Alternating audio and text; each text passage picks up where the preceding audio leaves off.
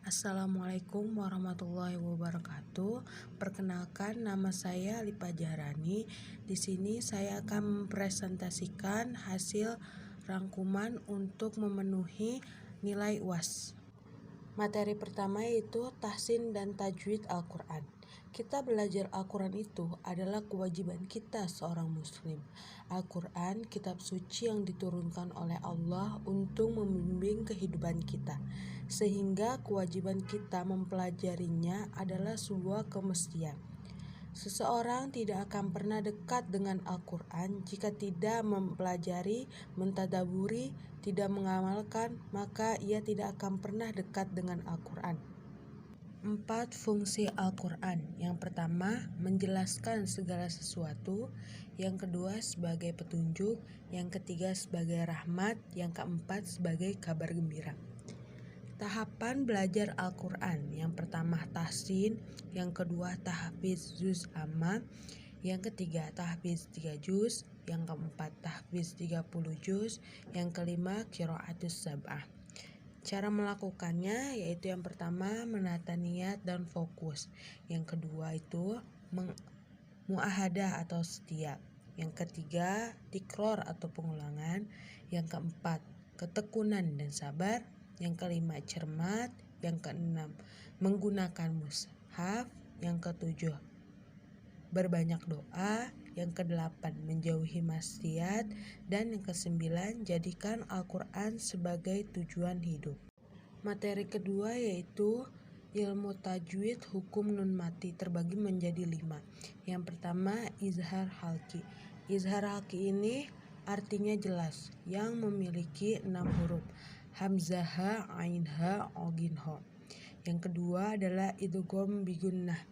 Idgham bigunnah ini artinya memasukkan dengan berdengung, yang memiliki 4 huruf yaitu ya, nun, mim, waw.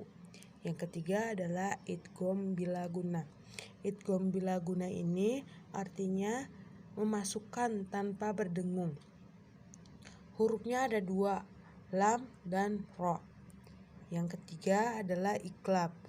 Iqlab artinya merubah atau memindah, yang memiliki 1 huruf yaitu ba. Yang kelima yaitu ikhfa. Ikhfa artinya menyamarkan. Hurufnya ada 15 yaitu ta, sa, jim, dal, zal, zai, sin, shin, shod, dot, to, zo, fa, kof, kaf. Materi yang ketiga yaitu kitab Akhlak Halamatil Quran. Sunnah memperindah suara ketika membaca Al-Quran. Para ulama mengkaji seni bacaan Al-Quran, ada istilah maqamat bayati nahwah. Tujuannya untuk memperindah bacaan Al-Quran, tapi jangan berlebihan. Rasulullah SAW bersabda, sungguhnya Allah sangat memperhatikan pada seorang yang indah suaranya dengan membaca Al-Quran, ketika membacanya memperbaiki bacaannya. Rasulullah SAW bersabda, hiasilah Al-Quran dengan suara kalian. Hendaklah bagi orang yang direzekikan oleh Allah suara bagus, disyukuri untuk membaca Al-Quran. Hendaklah ia membaca untuk Allah, jangan untuk makhluk. Materi yang keempat yaitu bacaan gharib dalam Al-Quran. Yang pertama bacaan saktah, artinya diam atau berhenti. Yang kedua bacaan ismam, artinya monyong. Yang ketiga bacaan ismal, artinya miring atau bongkok. Yang keempat bacaan nakal, artinya memindahkan. Yang kelima bacaan tashil, artinya mudah atau ringan. Yang keenam bacaan ibdal, artinya menggantikan. Materi yang kelima yaitu pilihan waktu membaca Al-Quran dan menghatamkannya. Waktu terbaik untuk membaca Al-Quran yang pertama adalah waktu membaca Al-Quran ketika sedang melaksanakan sholat. Yang kedua, membaca Al-Quran dari maghrib sampai isya. Yang ketiga, hari yang afdol untuk membaca Al-Quran yang pertama adalah hari Arafah, hari Jumat, hari Senin, hari Kamis, 10 akhir bulan Ramadan, 10 awal di bulan Zulhijjah. Materi yang keenam yaitu hukum ro, tarkik, dan tafhim. Terbagi menjadi 3. Yang pertama ro dibaca takfim, yang kedua ro dibaca tarkik, yang ketiga ro boleh dibaca tarkik dan tafhim. Ro tafhim ini memiliki tanda-tandanya. Yang pertama itu ro berharokat fathah, yang kedua ro berharokat dhammah, yang ketiga ro diwakofkan sebelumnya huruf yang berharokat fathah atau dhammah, yang keempat ro sukun sebelumnya huruf yang berbaris fathah atau dhammah, yang kelima ro sukun karena wakof sebelumnya terdapat alif atau wa mati, yang keenam bila ro setelah sesudah hamzah wasol. Yang kedua tanda-tanda ro tarkik. Tanda-tandanya yang pertama ro berharokat kasroh, yang kedua ro sukun sebelumnya huruf yang berharokat kasroh dan sesudahnya bukanlah huruf isti'la. Huruf isti'la yaitu kho, so, kof, to, zo, ogir, sama do. Yang ketiga ro sukun sebelumnya huruf yang berharokat kasroh dan sesudahnya huruf isti'la dalam kata yang terpisah. Yang ketiga boleh dibaca tarkik dan tafhim. Tanda-tandanya yang pertama itu ro sukun sebelumnya berharokat kasroh dan sesudahnya huruf isti'la yang berharokat kasroh atau kasroh tain.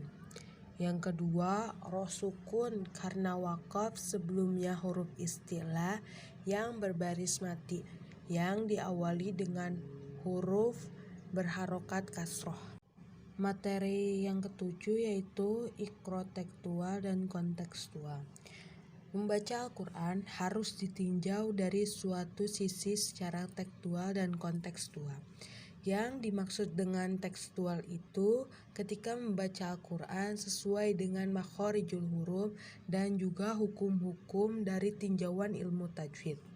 Yang dimaksud dengan kontekstual itu apa yang kita baca tidak hanya dari sisi lafaznya, tapi dipraktekkan dalam bentuk amal dalam kehidupan. Materi yang kedelapan yaitu hikmah pengulangan ayat dalam Al-Quran. Pengulangan yang ada di dalam Al-Quran yang sering kita jumpai di dalam Al-Quran, ayat yang diulang-ulang pengulangan itu berupa kata ataupun jumlah ataupun berupa kisah-kisah di dalam Al-Quran. Pengulangan ayat di dalam Al-Quran itu lebih balik daripada tauhid itu sendiri. Tidak hanya sekedar menguatkan saja, tapi ada sisi keindahannya dari sisi balaghah dan juga dari sisi sastra. Memiliki nilai yang tinggi dan pengulangan ayat dalam Al-Quran itu termasuk keindahan dan kefasihan yang ada di dalam Al-Quran. Materi yang kesembilan yaitu wakof, ibtida, dan saktah.